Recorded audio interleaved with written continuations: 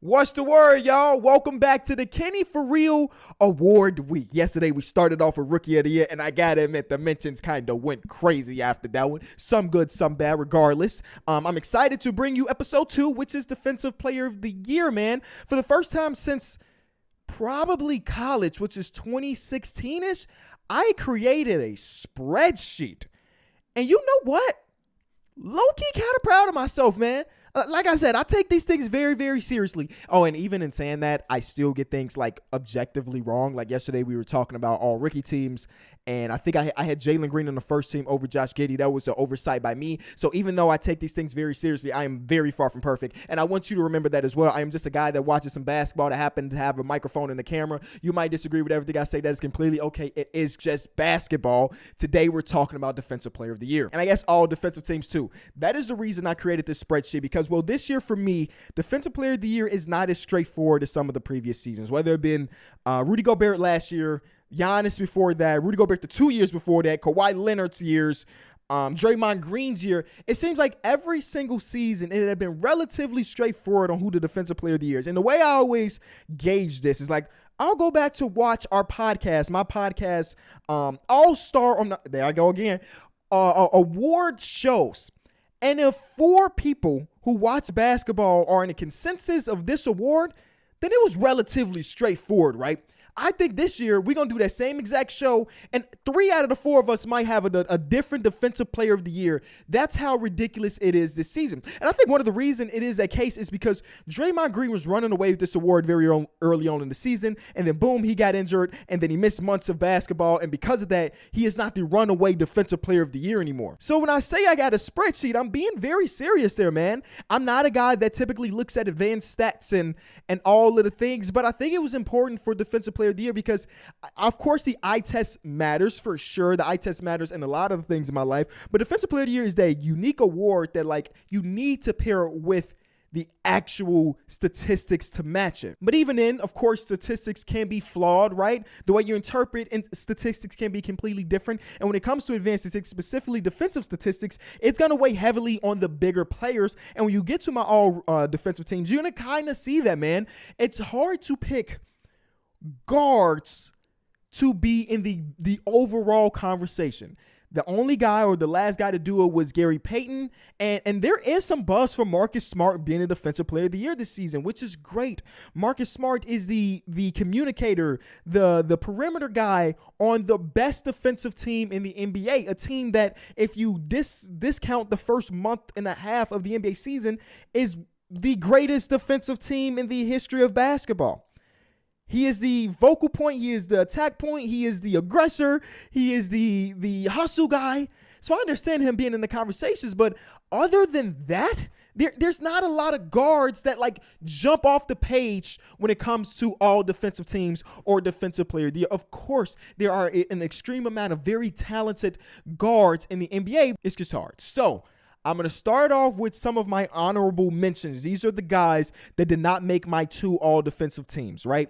And I'll explain some of the reasons, because one of these dudes, I'll just start off with him. Alex Caruso might be a homer pick, but if you watch Bulls basketball at all this season, you completely understand why him and Lonzo Ball, like, I'm gonna pair them together, are some of the most impactful on-ball defenders in the entire NBA. If you go deep into the advanced analytics, Alex Caruso is top 3 when it comes to a point of attack defender in the entire NBA. And the reason why he's not on my 2 all defensive teams is because he's only played 1,000 minutes on the season. And I went back on like my last year all defensive team and compared it to like Matisse. Matisse Thybulle was not a player that started last season, but he was undoubtedly on my all defensive team. And Matisse Thybulle, even last year as a rookie coming off the bench for the 76ers, still played about 300 more minutes than this year's Alex Caruso. And the same thing with Lonzo Ball, who has a little bit more minutes, but he's missed the last 40 games of the season or so. So those 2 dudes, because of the smaller sample size, did not make my list. You're going to see some people on my list that still do have a small sample size, but it's, I don't know. I don't want to phrase this the wrong way. It is a combination of kind of this legacy thing and me knowing, okay, it's Draymond Green. And like Draymond Green, like I said, he was the runaway for Defensive Player of the Year for the first half, 1/3 of the season, whatever you want to say. And then he got injured. And then he came back and he's still a good defender, but his sample size is smaller than some of the people that aren't on the list. But it's because I know that even though Draymond Green's sample size is small, that Draymond Green is that dude defensively, right? You know what I'm saying? So I'm taking his personal resume into account when saying that he has a smaller sample size, but he gets a pass because of it. Another guard that missed my list this season, but deserves some consideration is Fred VanVleet. He had been a guy that's been at the top of the list or towards the top of the list on deflections this entire season, and he is another smaller guard who I like to show love to because he uses the fact that he's not super athletic or super tall. It's a lot of this on the defensive side of the ball, a lot of him putting his body on the line on the defensive side of the ball, and I like those players, but I don't have him on my all-defensive team. And another dude, a guy that had been a consensus all-defensive team guy for me for the last maybe 3 seasons is Jrue Holiday, and he deserves some consideration this season, but I do not have him on my final ballot. Remember, we're talking about 4 guard spots, and for the first time in my life, I kind of stretched the rules a little bit. I'm thinking about all NBA teams. Again, it's a little late here. When we talk about all NBA teams, some people that you see as a forward also classifies as a guard. So one of my final guards is actually a forward, but he's such a damn good defender that putting him on the second team would have been like a crime against nature. But he also is maybe not better than my 2 forwards that I already have him, but he classifies on the official ballot as a guard. I guess it's the same thing with like the Jokic and Joel Embiid thing. And I think I've come out and said publicly that I don't like the idea that they're allowing Jokic and Joel Embiid to both be classified as forwards. But here I am kind of going back on that because I want this player to be an all-defensive player regardless. It's my ballot, damn it. All right? So let's talk about the forwards that didn't make it but deserve some consideration. Jason Tatum is a super versatile defender. When you go into the advanced stats, he's one of the most versatile defenders in the entire NBA, and he's a very good player at that. If you want to know a cool statistic, Scotty Barnes, the most versatile defender in the entire NBA. He's a rookie. Most versatile defender in the entire NBA, according to the advanced statistics. The next guy that deserves some love that didn't make my list is Royce O'Neal.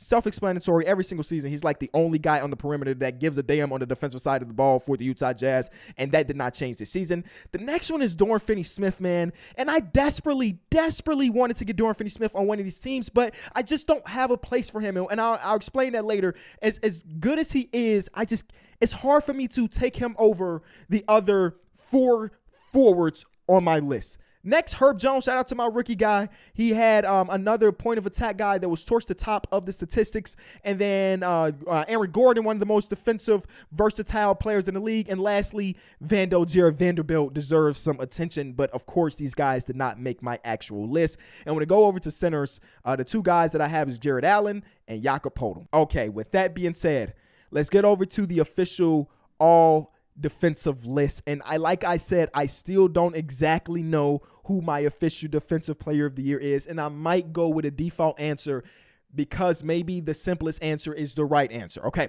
My all rookie first team guard is Marcus Smart. We already talked about him being such an impactful player on one of the best defensive teams of all time. Or if you take, change the sample size a little bit. Marcus Smart deserves to be on every single. He should be a unanimous. Oh, I forgot to mention Patrick Beverley too on guards. My fault. He should be a unanimous all defensive guard.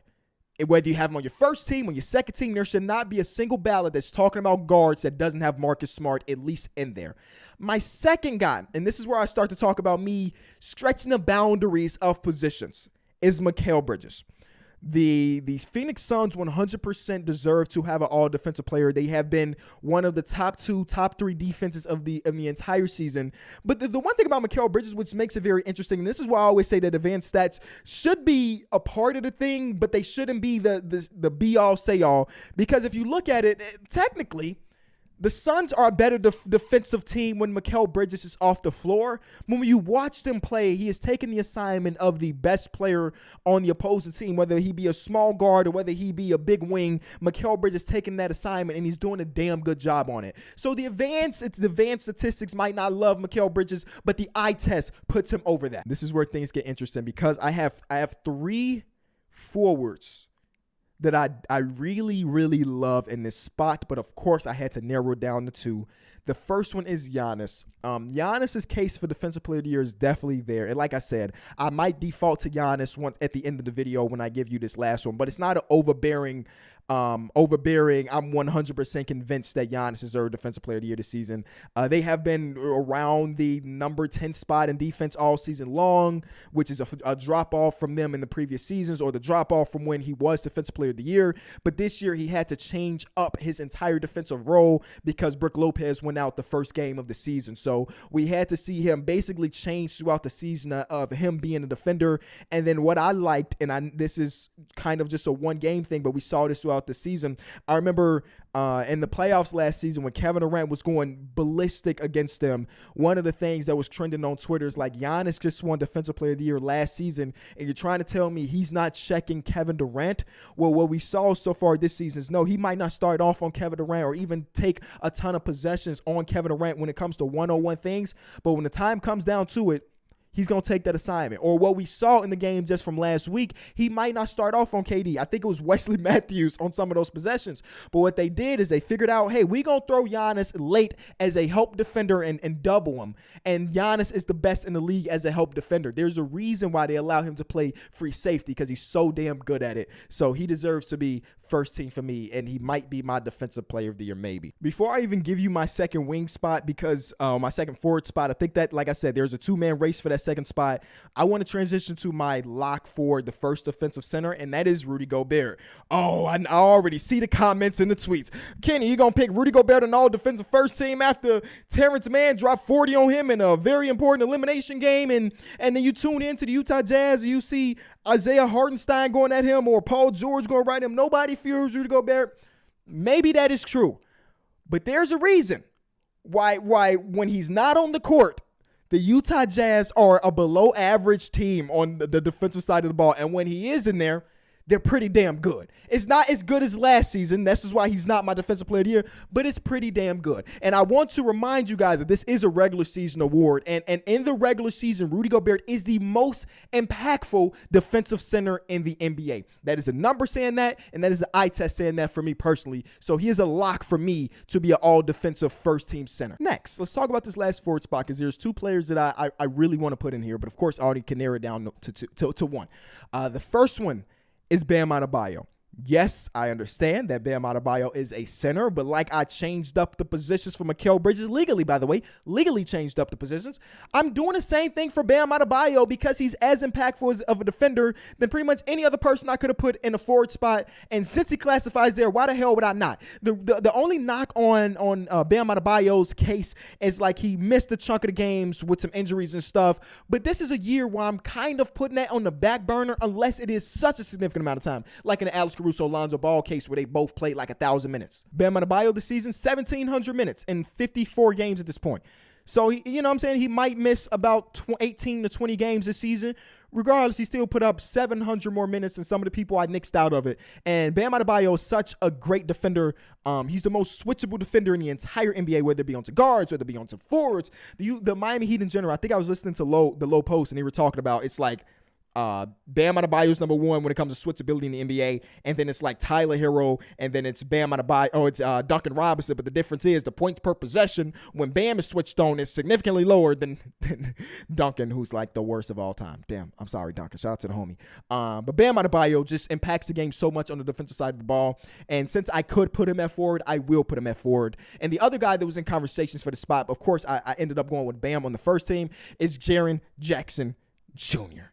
Jaren Jackson Jr. is a guy, I think he's leading the league in total blocks or blocks per game. That has been his thing. And he has some position versatility as well. He's played a lot of minutes at the center position. He's played a lot of minutes at the forward position. But the reason I like Jaren Jackson Jr. more this season than any other year, he's a lot smarter on the defensive side of the ball. And we're going to talk about another player on my list that has grown this way too, where like early stages of Jaren Jackson Jr., he was in crazy foul trouble. And even this year, it's not completely down. It's not like, bro, don't foul out, because he still does, but it feels a lot less this year than any other season. He's blocking shots all over the place. He's switching very well, and he is very good on his rotation. So, I unfortunately, he had to end up on the second team, but he's on the second team, Jaren. Shout out to you. Yeah, his fouls per game went from 3.8 to 3.5, so you feel me? Shout out to, what's his name? Trip? Isn't that his rap name, Trip? All right, so we already found out one of my forwards on my defensive team. Let's talk about the second forward. It's Draymond Green. I already mentioned my case for him. He had it wrapped up in the first quarter of the season, third of the season, whatever you want to say, and then he missed some time. But I'm giving him the benefit of the doubt because we all know that he is as elite as anybody on the defensive side of the ball, whether it be him as a vocalizer, whether him be him on the switches, him being guarding all 5 positions. Draymond Green is still that. But let's go a little bit forward because I got a very similar situation to last year. Like I mentioned, Matisse Thybulle was on my second team, by the way. But his rookie season, Matisse Thybulle made my team playing around, I think it was 1,400 minutes on the season. I might be rounding up a little bit for him. He played about 1,400 minutes, but he was such a menace on the defensive side of the ball that I had no choice but to add him to my second team last year. He's on my second team again this year, and I wanted to fit him in, but I respected Mikal Bridges this season on the defensive side of the ball just a little bit more. If you got Matisse on the first team, I completely understand it, but I went with the homie Mikal Bridges on the first team. Matisse Thybulle is just as dominant this season as last season, but his minutes are up because he's starting a lot more games. So shout out to Matisse. But like I said, this is a similar situation where my second guard on my all-defensive team is a guy that doesn't play a ton of minutes. He's actually a guy that kind of loses his spot in the rotation every once in a while, but he might be the best perimeter defender in the NBA right now, and it's Gary Payton II. This season, Gary Payton II has played 1,100 minutes. So even that is a lot lower than some other people. That puts him in the range for reference of like Alex Caruso and Lonzo Ball.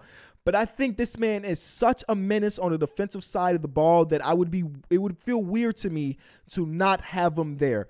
Similar to Matisse last year, I don't expect anything from him but to hound the opposing team, and he does a damn good job at it. If he got the sample size of 1,700 minutes, there's no way you can't put him on the first team. The only problem is because his offense is so bad, he doesn't get the minutes. But I'm not going to penalize him for being a terrible offensive player or just a bad offensive player.